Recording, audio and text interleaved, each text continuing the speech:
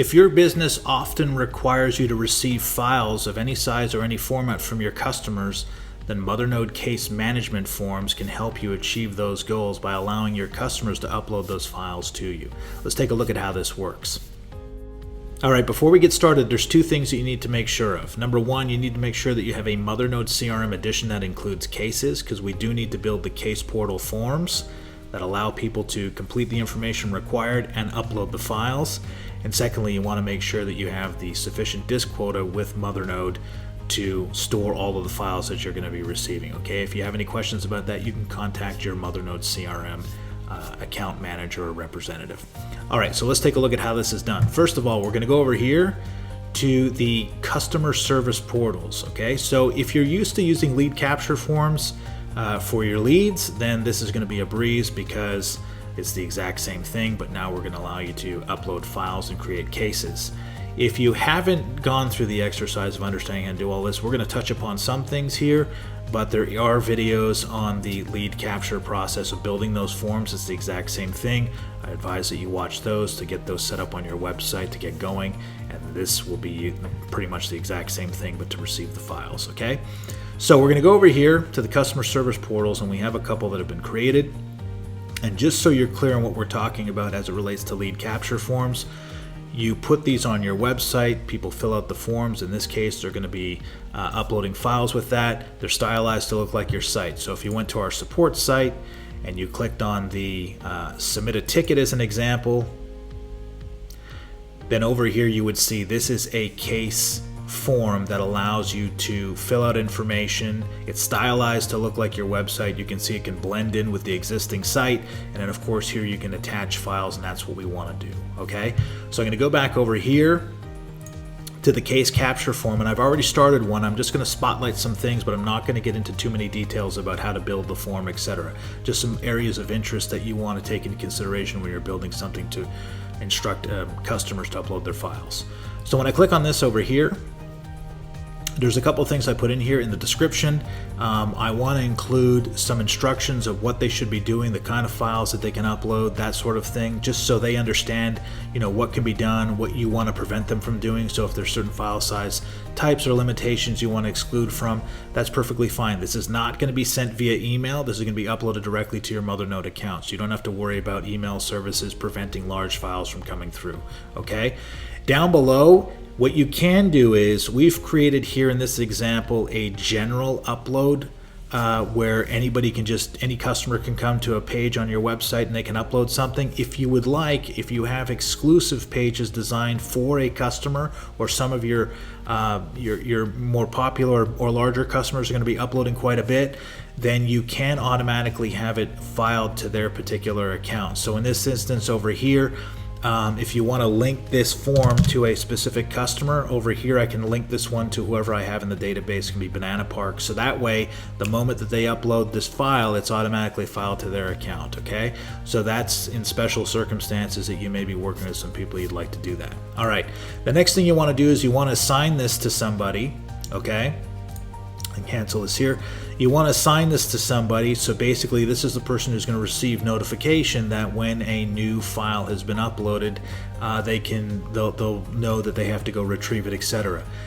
Although you're assigning this to one person to manage, there are people you can BCC on this, okay? So nobody misses that email. So if somebody's not in the office, somebody else or other people can be receiving this as well, okay? You can also use distribution lists if you need to in your BCC. Then what you want to do here is you want to make sure that include file upload, okay? So you don't necessarily have to ask for a file, but in this exercise, the whole point is to retrieve files from your customers. So yes, we want to make sure that this is going to be included. And then down below, we have all of the font styling and all of those things, and I'm not going to be including that. And if you want to look at some of the details here, you can take a look at some of the other videos on the lead capture forms. It's exactly the same thing, okay? So we have that. Now, the next thing we also see over here is going to be the fields that we're working with that we want to include in this form. So what I'm going to do is I'm going to click on the Fields tab. All right, so the field tabs contain all the fields I can use for my form, okay, including any custom fields, which I don't have at this point. But here I have the basics. I want to include the company. I want to include a description of the file, so the customer, when they're coming to the website filling out the form, they can tell me anything they want to tell me about the file, okay, with any instructions, special notes, color information, photo information, whatever that may be, okay? And then what I wanted to do here is, because I want to guide my customer to give me the information I need, so the standard default for this is description, but if I click on this, I've chosen to rename this and include within the title some guidance here that says what files are attached, special instructions, etc. Okay, so hopefully they get the point. They put in whatever I need to know. All right, now down below I have their first name, their last name, and their email. So if there's any questions about the files, any problems with the upload, etc., if they've missed something, I need something else, and so on, then at least I can get back in touch with them in an email. So again, all required fields. And then down below, a secondary communication option is I'm actually asking for their phone number. So if I can't get a hold of them via email, I can at least call them on their phone. Okay, so I have those two options that are available to me. All right, finally, just briefly here in confirmation options, I want to show text on screen, so I put whatever confirmation options I get that once they submit the form, they are now crystal clear that we've received it, and they will also get an email. You'll see that come through. They'll also get an email saying that whatever the next steps are, etc. That email is composed down below, okay? So this is an email acknowledgement. You can write whatever you want, put there that the file was received, etc. As it relates to confirmations and emails, my recommendation is always to let people know the following: what they can expect next, if there was a problem, what to expect, if there was success, what to expect, and also just let them know hours of availability, that if they have any questions, they can reach out to you during these hours, or those are the hours that you would be reaching out to them. Because if these people are doing this after hours, on weekends, things like that, you want to let them know that you may not be accessible until Monday morning, that sort of thing. Okay, so I always encourage people to do that. Along with the confirmation options on screen, you want to make sure you sort of put a similar text with that. Then finally, the only thing I would say is that there is a page redirect option. Okay, so after the confirmation, they can be redirected to another page.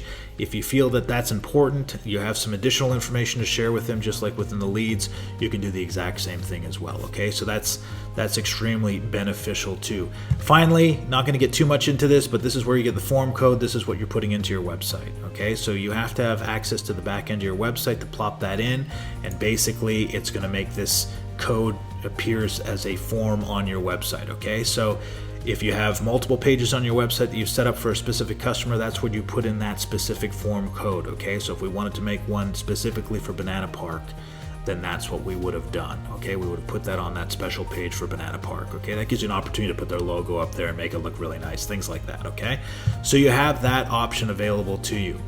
All right, now what we want to do is we want to preview what the form is going to look like. Okay, so when I go ahead and I preview this, it's going to open up in a pop-up window. Okay, and the form itself is going to be presented to me in its raw format. Okay, meaning that there's no styling done whatsoever. So I'd want to make this look like my website before I publish this, but at the same time, this is just for testing purposes. And this is a real live form. So once I complete the information that's requested in here, I'm actually going to make a case and we can see how the file comes to us. Okay, so let's go ahead and do that. Over here, what I'm going to do is I'm going to add my company name over here, Banana Park.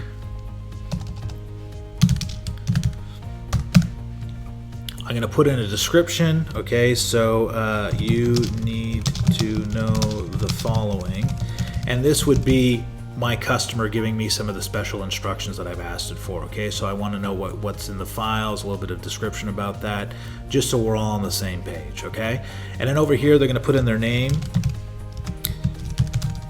They'll do that, and then they'll put in their email address.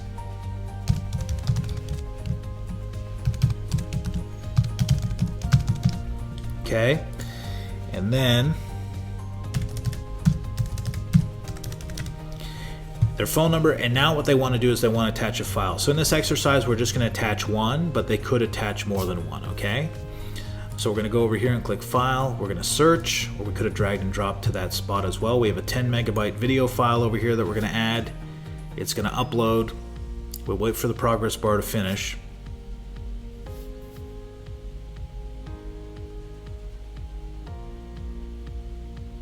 All right, and then once we're done, we can see that they have an option, the user has an option to remove the file in case they attach the wrong one, or they can go ahead and attach another file and repeat the process. So in this case here, I'm happy with the results. Now what I'm going to do is I'm going to click submit, okay? So once I submit this, I'll get the confirmation option on screen, or I could have been redirected to another page. So in this case here, we see that the confirmation works fine, all right? Secondly, you can now see that your company name is you, has automatically sent this email back that says, we received your file, here are your next steps, okay? So in this case here, again, next steps are important. Let people know that they received it, what to expect, and then that way they won't bother you if there's no reason to communicate with you right away, okay? The ball's in your court, you've received the file. All right, secondly, all right, so this is the email here that your account manager or the person that's been assigned to this form is going to receive. Now, there's something interesting about this. It's a great opportunity to demonstrate this to you.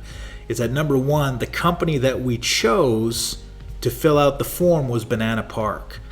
But the contact that has the email address David Waters, which is what we used, is actually assigned to another person in another company called Bloom.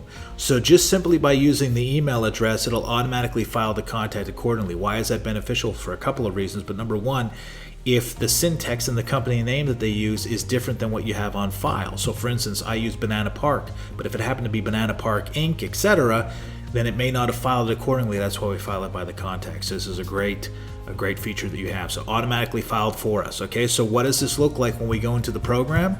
Well, we go over here now to retrieve the file. We're going to go over here to the case management module. And then over here you can see this brand new unread case that we have, okay, that was from the email address, the one that we'd set up filling out the form here. And then we had the description. You need to know the following. Okay, this is what the customer would have put in. It's automatically been assigned to that particular person at any time. If you need to, you can override it, okay? You can even unassign the customer, or in the case that this customer didn't exist and you work in that sort of business model within your customer environment, you may not have the customer created yet. If they fill out information, you can actually use the attach to customer function, which is right here, okay? Or create a customer. So you can create a customer, or you can attach this to an existing customer, one of the two, okay? So you have those options. Not available in this one just because that contact already exists. And here it is. When I go over here to the files, you can see now that I have that file that's been attached. I can go ahead and I can preview it if it's previewable, okay? I can forward it, I can share that link and basically share that back with the customer if I need to. I can get the link and say, hey, this is what we received. Is this correct? I just want to double check this. You can also have the communications that you have with that customer here now archive back and forth. So there's a back and forth that's taking place within the case about those files. So if they give you any additional information or respond to any of your questions, it's all documented right here within the case itself, okay? You get those files, you can download those, you can preview them and such. And so that is how Mothernode CRM can help you receive files of any format and any size for your business from your customers.